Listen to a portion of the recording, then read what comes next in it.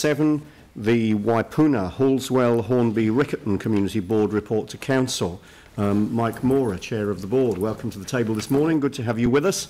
Looking forward to hearing what's happening in your part of town. Good morning. And yes, we've got 2 meetings, and we've just moved. We've had 2 meetings since we were last here, or 3 actually, because we had one this Tuesday where we moved from the Fennelton Library Service Centre to Te Hapura and Halswell. So we had our first meeting there on Tuesday night, Tuesday afternoon, which was really, really good. So moving on then to our report, we got the one part A, which is to do with a bit of land transfer from the Owaka Reserve to the Crown for roading purposes. And other than that, we've been, under our delegations, we've been naming roads. Strangely enough, we had a huge debate over Hallam Place when we were naming roads in Milnes Park, which for some reason took up quite a lot of our board time, didn't it? So, strengthening significant projects in our board area. The Oak Development Trust, they're really key part of our community organisations. They've been going for quite a long time, but it's just wonderful to see that they're continuing to expand their programs and their activities. And other partnerships and community organisations, we've got the Hornby Community Care Trust are actually looking to employ a community activator. So that's a person that's going to be going out and talking to people at grassroots community development organisations, sports clubs and groups and facilities, and having a look at how we can actually better network in our community as well. So I think that's a positive thing. So hopefully that will have some good results. The community facilities, we had Mark Gerard made a deputation to the Community Development Housing Committee regarding the Aldhurst Memorial Hall, and as you're probably aware, we've had our board have stayed the demolition ball on that hall twice, and it's probably just as well we did, because it could well be a building of historical significance, heritage significance as well. So we're quite fortunate that we've stayed the execution of that. We've got the Community Pride Garden Awards coming up shortly, and Night Stream School and Wigram School. So we've had 2 new schools open just recently in our ward as well. So there's been a lot happening with schools post-earthquake all over the city, no doubt, but we've had some huge changes in our school with the merging of Branston Intermediate with Hornby High School. So just along Waterloo Road now, we've got Hornby Primary School and the combined Intermediate and Hornby High School all on the one campus virtually, which is really exciting, and hopefully we will have a new library and pool and service centre just across the road. All going well.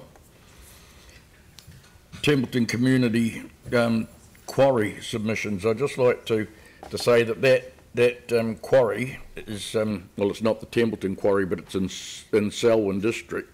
But that's a work in progress, and our community board have been delegated we're the council in this matter. So it's going to be quite a bit of work to do, but we've got the ball rolling on that, haven't we, Matt? And I just urge people to have a look at the issue of crystalline silica that I sent out to elected members yesterday. It's something that I think people need to be made well aware of. Crystalline silica. So I should have had a chat to Dr. Raymond Pink before he left. Riccarton fitness opportunities in New Zealand's Institute of Sport have been running boot camps. So that's a good thing. Culture galore. Wow.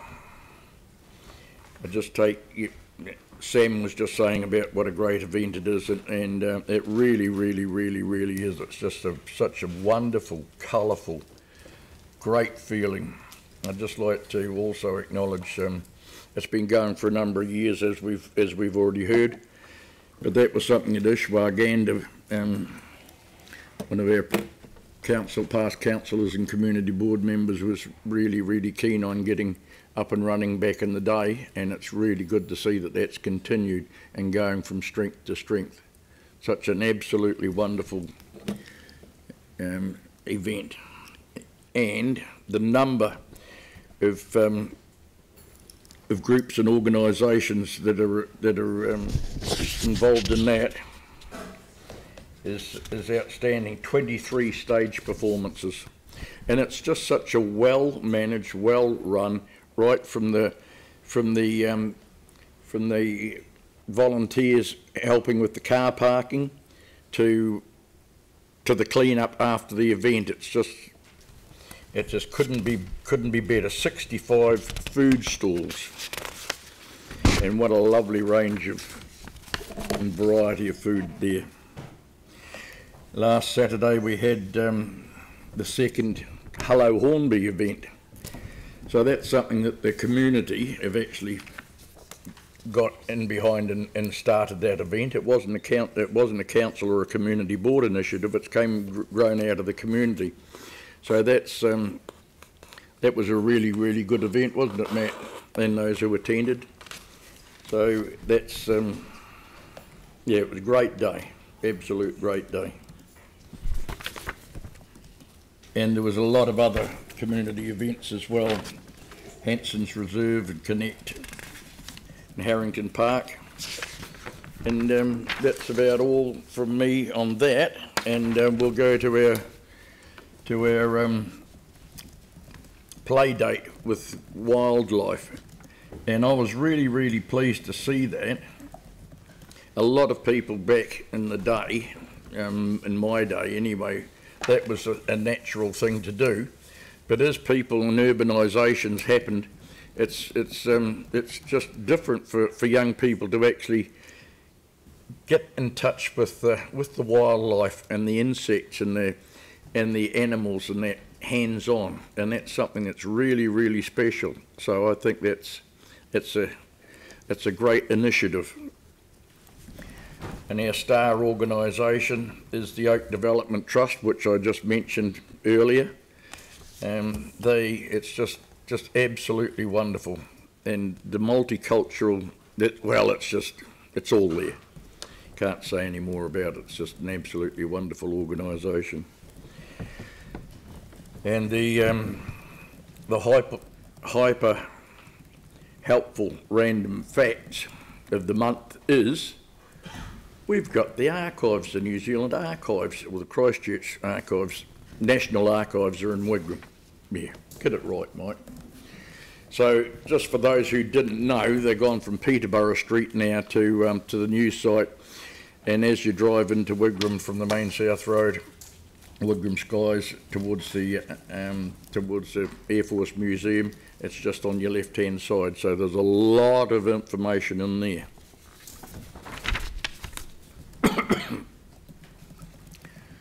And that's it. That's it from Matt, and that's it from me. Great, thank you. That leaves time for a couple of questions. So I'll take Phil, Dion, and then Jimmy. That's three, so we'll need to go quickly. So Phil.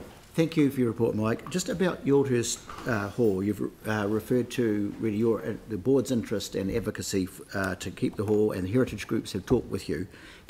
Is there also a local group who is also supportive of the hall being retained? Absolutely, and they're working on a plan, aren't they, Matt? And they're working actively on that, a business case virtually, to so that if the hall is retained, and we certainly hope it will be, how they can bring it back to life. So that's very important. Very important that those two things go hand in hand. Yes. Yep. Yep. Thank you. Dion. Just on your quarry issue there, I've had somebody contact me recently and said that they've had a letter from the Honourable David Clark, Minister of Environment, saying that the actual rules for setback, they're not going to do a national rule, they're just going to pass it back to local councils. Have you seen that? No, but I think I actually do think that we do need a national standard. So there's a letter from the Honourable David, one of them, Minister of Environment, that says Parker. that Parker. There we go. I just said it before. Yes. That says that actually they're not going to look at it from a national point of view. So, in light of that, are you as a community board looking? Now we can have our, or as of this week or next week, we're going to get our district plan back. Are you working with our teams here at council to look at getting that on the radar and what We certainly what will could be, around and that? we were very proactive in the last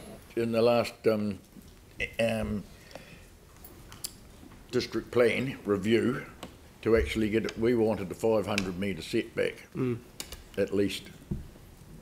So we'd still be going along that line. When you have a look at the setback standards in other parts of the world, like for example India, the United States, and there's a lot of other countries where it's a kilometre or a kilometre and a half distance from any residential dwellings or activities in relation to quarries, and we've really dropped the ball on it here in Aotearoa, New Zealand. So we do need to protect our community from the adverse effects of the quarrying activity. Well, Mike, we've got our district plan back, so there might be a plan change somewhere along the line for you. I can feel it coming, to like a advocate tsunami. for. Great. Thank you very much. Jimmy. One question, 5.2.1 regarding the Hornby Committee activator. So this is new job. Yes, it is. Okay, but this one, what's the difference between this role and also currently the council, the community, the development advisor? Well, this is a charitable trust, the Community Care Trust, and they operate out of the Hornby Library. Okay. Or they own part of the building. The Community Care Trust own part of the building, and it's their initiative that they actually employ this person to do that work. And there is no doubt that our council staff will be working with that people, That's with a those permanent, people. permanent. And our community board staff are aware of that pending appointment of that person. Yes. Okay, thank you. Thank you. So I've got a resolution to receive the report. Jimmy, you'd like to move that. Who would like to second? Anne would like to second. All those in favour say aye. Against? That's carried. Mike, thank you very much indeed for a very full report on what's going on in your part of town. It's great. Very, thank you. very welcome. Thank you. Thank you.